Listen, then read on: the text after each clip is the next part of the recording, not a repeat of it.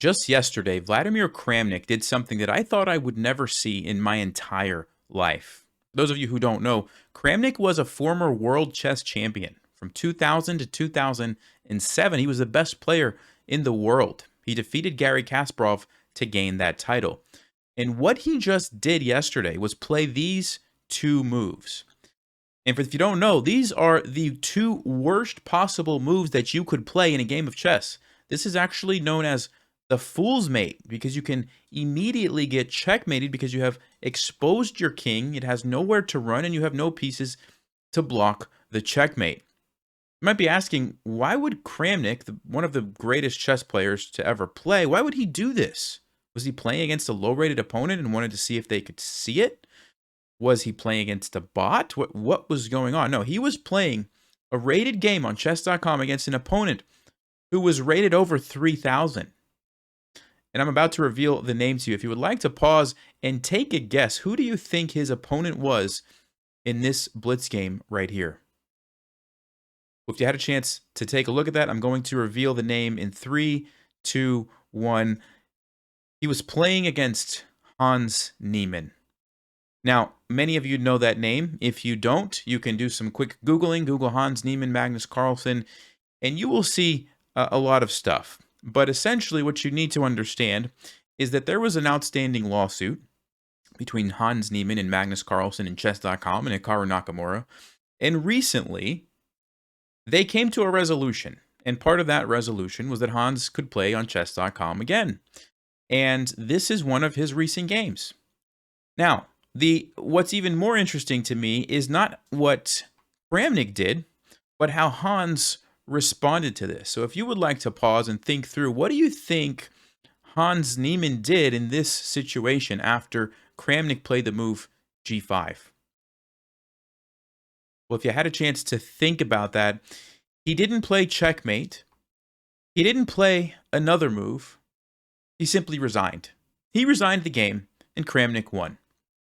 Now, if that leaves you scratching your head, well, that was kind of my reaction to what is going on.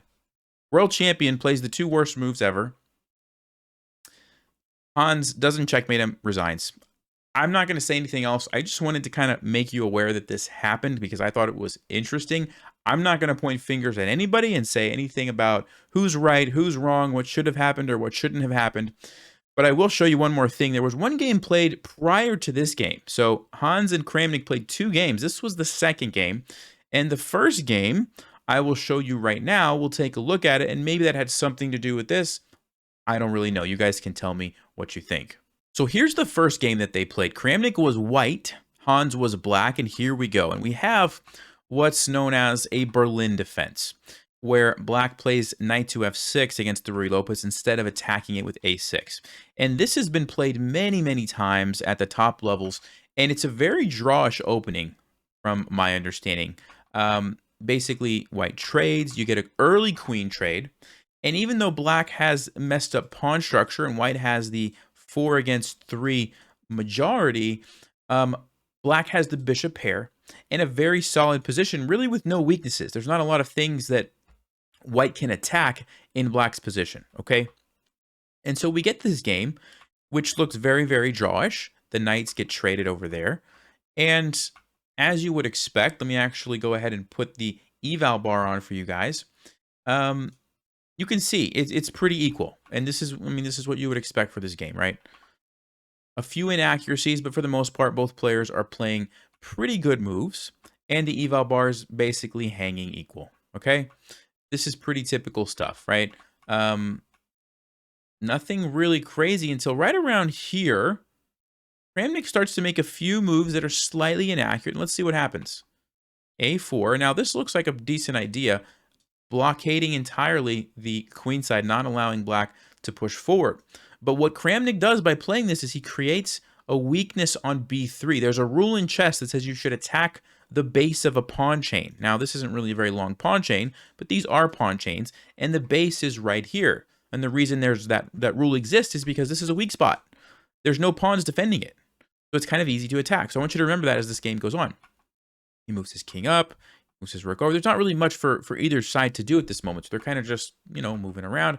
F6. Okay, now notice the power of the bishops, right? The bishop pair is controlling a lot of the board, right? We see that slicing through the center there. But still, white's position is very solid, okay? And then right around, let's see, where is it at? There's a moment in the game where look what happens. Now, Kramnik was getting a little bit lower on time, but look at this. The rook goes here, and watch what happens. It gets traded off, and all of a sudden, that b3 square is now a target. And the only thing that white has to defend it is this knight. The problem is that that knight can be attacked or chased away. Now, Hans didn't do it right away. I'm not exactly sure what the idea was here, but Kramnik decides to abandon this and kind of go for a counterattack on the other side of the board, which ultimately was the wrong decision. And you're going to see he wasn't able to generate enough counterplay on this side of the board. Very nice move here played by Hans. Bishop to e4, which, yes, it's a free bishop. But if you take that bishop, you've now stepped out of the triangle of the pawn, or the box, however you want to look at it, right? And you're no longer able to get into it. See that? So you can't actually take the bishop. So he has to go here, and then black can very comfortably stop what white is trying to do because the king is in time. And I believe it was right around here. Yeah, right here, Kramnik resigned. So this was the game prior to this game where obviously, well, we already talked about it. So I'd love to hear your thoughts. Like I said, I don't really have an opinion one way or the other. I'm just kind of bringing you up to speed. I saw this game, thought it was interesting. Didn't think I would ever see something like this, right? The world champion is literally allowing himself to get checkmated and his opponent resigns. Wild stuff, not something that you see every day. Hope you guys at least enjoyed that, and I'll catch you next time. Thanks for watching. Stay sharp. Play smart. Take care.